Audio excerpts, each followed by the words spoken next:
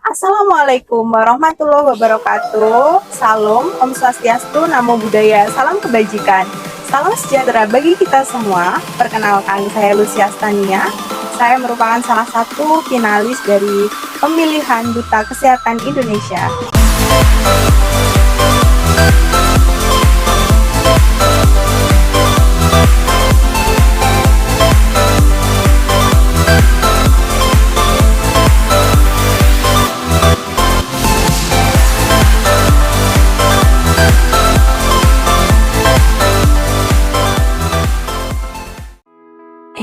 Jangan salah, lagi nggak promosi wisata desa nih. Tapi,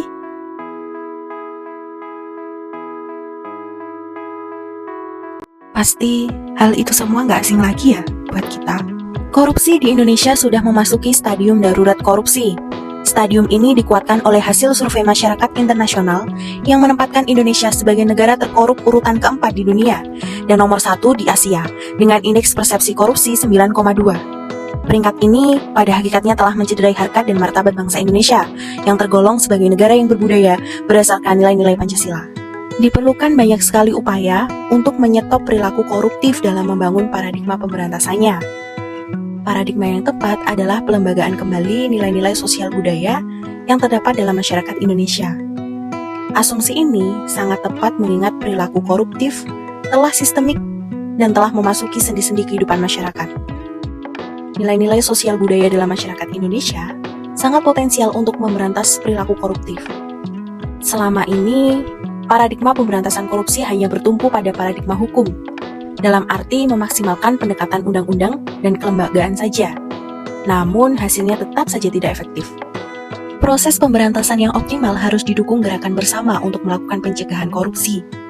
Salah satunya adalah dengan mendorong peran pemuda dalam upaya pencegahan tindak korupsi, yaitu melalui pendidikan anti korupsi.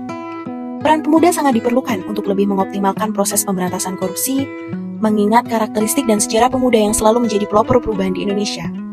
Tentu saja, upaya pemberantasan korupsi yang dilakukan pemuda akan memberikan efek yang luar biasa, agar kedepannya Indonesia dapat mewujudkan Indonesia sebagai negara yang akan terlepas dari tindak korupsi. Sudah banyak sekali upaya yang dilakukan di Indonesia untuk melakukan pemberantasan korupsi. Namun, korupsi sendiri masih banyak sekali terjadi di beberapa lembaga yang ada di Indonesia. Terdapat banyak sekali bahaya yang bisa dirasakan daripada terjadinya korupsi. Salah satunya bahaya terhadap diri sendiri, kelompok, bangsa, birokrasi, anak muda, politik, dan juga sosial budaya.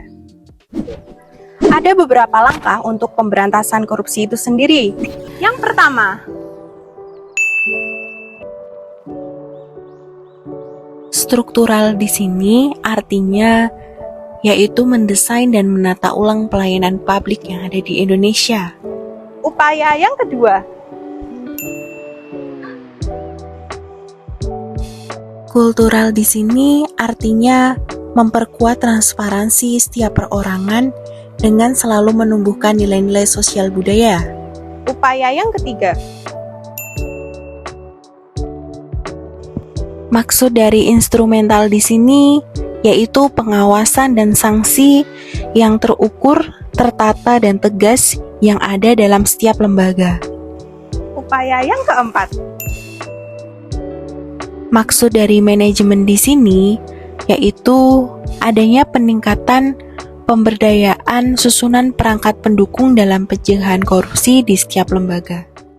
Dalam Undang-Undang Nomor 31 Tahun 1999, korupsi diklasifikasikan ke dalam kerugian keuangan negara, suap menyuap, penggelapan dalam jabatan, pemerasan, perbuatan curang, benturan dalam pengadaan, gratifikasi. Nah, dalam rangka pemberantasan korupsi itu sendiri, perlu dilakukan penegakan secara terintegrasi, adanya kerjasama dan juga regulasi yang harmonis dari satu lembaga ke lembaga yang lain. Korupsi dan perilaku koruptif bukan hanya harus dihindari, namun juga wajib diperangi, mengingat negara kesatuan Republik Indonesia belum sepenuhnya merdeka dari kejahatan kemanusiaan. Roh patriotisme dan heroisme para pemuda di masa perang kemerdekaan seyogyanya ditanamkan kuat dalam hati, jiwa, dan pikiran agar kita tidak salah langkah dalam menentukan arah masa depan sebagai generasi muda. Jangan pernah kita terjerumus dalam lembah hitam kejahatan kemanusiaan bernama korupsi sebagai musuh abadi segenap bangsa dan rakyat Indonesia. Pahami makna dari setiap butir ikrar Sumpah Pemuda yang kita miliki untuk terus menggelorakan semangat nasionalisme, resapi nilai-nilai kehidupan dan setiap jengkal langkah, tetesan darah dan air mata para pemuda di masa perjuangan kemerdekaan. Agar kita senantiasa ingat untuk berpegang teguh pada nilai-nilai ketuhanan, kemanusiaan, kejujuran, hingga terlindungi dari rasa tamak yang lain, teman sejati korupsi dan perilaku koruptif. Baik, itu tadi paparan dari saya bagaimana upaya pemberantasan korupsi di Indonesia.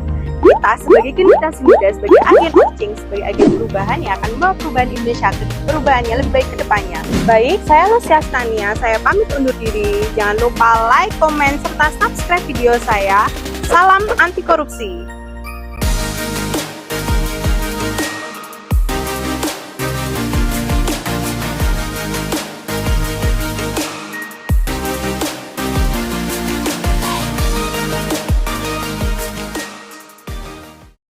Say no to corruption, because corruption has the power to rupture a country and its people beyond repair. Your right, your rule. Say no to corruption.